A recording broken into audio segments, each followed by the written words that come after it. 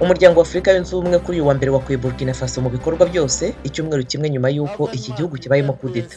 Intumwa z'ibihugu byo muri Afurika y'Uburengerazuba n'izo muri ONU zirimo kwerekezayo mu biganiro n'abahiritse ubutegetsi. Abasirikare bayoboye Mali birukanye ambasaderi w'Ubufaransa babinyujije mu itangazo ryatambutse kuri televiziyo y'igihugu uyu munsi kuwa mbere.